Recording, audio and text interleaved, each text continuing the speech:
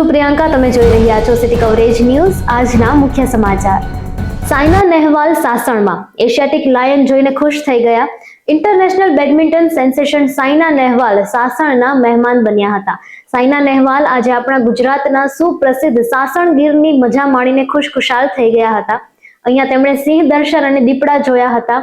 સાયના સાથે એમનો પરિવાર પણ હતો। ઉલ્લેખનીય છે કે જૂન 2023માં પણ સાયના નેહવાલે દેવળિયા સફારી પાર્કની મજા માણી હતી। જૂનાગઢ મહાનગરપાલિકાની બાંધકામ શાખાના કર્મચારીઓ પર હુમલો કરવાના ગુનામાં આરોપી કરસન સોલંકીએ એસપી કચેરી સામે ફિનાઇલ પીને આપઘાતનો પ્રયાસ કરતા તંત્રમાં ખળભળાટ મચી ગયો છે। કરસન સોલંકીનો આક્ષેપ છે કે પાલિકાના કર્મચારીઓ સામે તેની એટ્રોસિટી એક્ટ હેઠળની ફરિયાદ 3 દિવસથી બી ડિવિઝન પોલીસ સ્ટેશનમાં લેવામાં આવતી ન હતી। વારંવારના ધક્કા છતાં ન્યાય ન મળતા તેણે આ અંતિમ પગલું ભર્યું હોવાનું જાણવા મળ્યું છે। હાલ આ મામલે પોલીસ અને વહીવટી તંત્ર દ્વારા તપાસ તેજ કરવામાં આવી છે। જૂનાગઢની ભક્ત કવિ નરસિંહ મહેતા યુનિવર્સિટી દ્વારા આગામી 18 એપ્રિલના રોજ ભવ્ય પદવીદાન સમારોહનું આયોજન કરવામાં આવ્યું છે। જૂનાગઢના બીએપીએસ સ્વામિનારાયણ મંદિર સ્થિત પ્રમુખ સ્વામી હોલ ખાતે યોજાનારા આ કાર્યક્રમમાં ગુજરાતના રાજ્યપાલ આચાર્ય દેવવ્રતની વિશેષ ઉપસ્થિતિ રહેશે।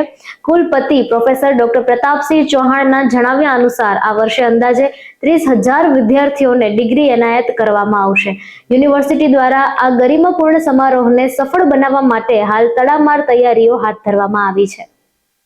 જૂનાગઢમાં અથાણાની સિઝન જામી। ગરબાડા અને દાતારના ડુંગરાળ વિસ્તારની જડીબુટી સમાન વનસ્પતિઓ હવે બજારમાં। ચોમાસાના પ્રારંભ સાથે જ જૂનાગઢની બજારોમાં આરોગ્યપ્રદ ગરમર, કેળા અને કરમદાનું વેચાણ શરૂ થઈ ગયું છે। ગિરનાર અને દાતારના પર્વતીય વિસ્તારોમાં કુદરતી રીતે ઉગી નીકળતી આ વનસ્પતિઓ ઔષધીય ગુણોથી ભરપૂર માનવામાં આવે છે। ગૃહિણીઓ આખું વર્ષ ચાલે તે માટે વાંસ, ગરમર અને કેરડાના અથાણાની તૈયારી કરી રહી છે, જે એસિડિટી, ગેસ અને કબજિયાત જેવી પેટની બીમારીઓમાં રામબાણ ઈલાજ ગણાય છે। આગામી દિવસોમાં રાણ અને જાંબુ જેવા મોસમી ફળો પણ બજારમાં આવશે, જેમાં ખાસ કરીને જાંબુના ઠળિયા ડાયાબિટીસના દર્દીઓ માટે અત્યંત ગુણકારી હોવાથી તેની ભારે માંગ જોવા મળી રહી છે। જૂનાગઢના મધુરમ વિસ્તારની વિવિધ સોસાયટીમાં ચોમાસા પૂર્વે લોકોને કાદવ કીચડથી મુક્તિ અપાવવા માટે 1.80 કરોડના ખર્ચે સીસી રોડ બનાવવાની કામગીરી હાથ ધરવામાં આવી છે। વોર્ડ નંબર 13ના કોર્પોરેટર ધર્મણ ડાંગરના જણાવ્યા મુજબ આ પ્રોજેક્ટથી અંદાજે 15,000થી વધુ રહેવાસીઓને પાક્કા રોડની સુવિધા મળશે।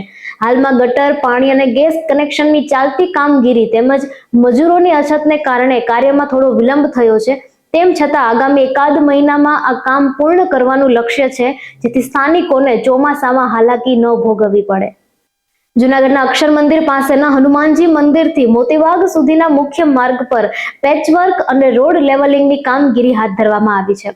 ઉલ્લેખનીય છે કે અગાઉ પાણીની પાઇપલાઇન નાખવા માટે અહીં ખોદકામ કરવામાં આવ્યું હતું, જે પૂર્ણ થતા હવે જેસીબીની મદદથી રસ્તાને સમથળ કરવાની પ્રક્રિયા શરૂ થઈ છે। સતત ટ્રાફિકથી ધમધમતા આ વિસ્તારમાં કામગીરીને કારણે હાલ ડાયવર્ઝન આપવામાં આવ્યું છે। વાહન ચાલકોની માંગ છે કે આ કામગીરી સત્વરે પૂર્ણ કરવામાં આવે, જેથી ટ્રાફિકની સમસ્યા અને ઉડતી ધૂળથી જલ્દી છુટકારો મળી શકે। ભારતીય સેનાની આધુનિક શક્તિ અને કુદરતી કુશળતાનો અદ્ભુત નમૂનો એટલે અર્જુન નામનો તાલીમબદ્ધ ગરુડ।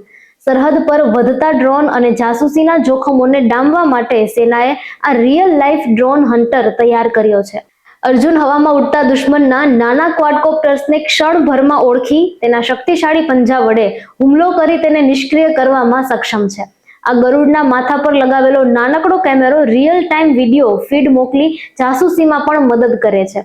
2026ની ગણતંત્ર દિવસ પરેડમાં આકર્ષણનું કેન્દ્ર બનેલા અર્જુને સાબિત કર્યું છે કે હાઈટેક યુગમાં પણ પ્રકૃતિના આ રક્ષકો ઓછા ખર્ચાળ અને રડાર મુક્ત સુરક્ષા આપવા માટે સર્વશ્રેષ્ઠ છે।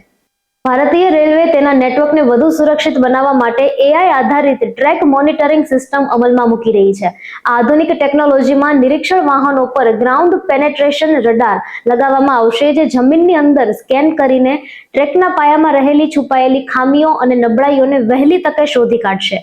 એપ્રિલ 2026માં મળેલી મહત્વની સમીક્ષા બેઠક મુજબ આ સિસ્ટમ ખાસ કરીને પુલો, ક્રોસિંગ્સ અને હાઈ સ્પીડ રૂટ પર અકસ્માતનું જોખમ ઘટાડવા અને પ્રેડિક્ટિવ મેન્ટેનન્સ કરવામાં મદદરૂપ થશે। આ સાથે જ રેલવે હવે પરંપરાગત સ્લીપરને બદલે વધુ મજબૂત કમ્પોઝિટ સ્લીપર્સનો પણ ઉપયોગ કરશે, જે મુસાફરીને વધુ સુરક્ષિત અને આરામદાયક બનાવશે। સિટી કવરેજ ન્યૂઝના ડેઇલી અપડેટ માટે અમારી ચેનલને લાઇક કરો, શેર કરો અને સબસ્ક્રાઇબ કરો. આવતીકાલે મળીશું ફરી નવા સમાચારો સાથે. City coverage news Junagadh.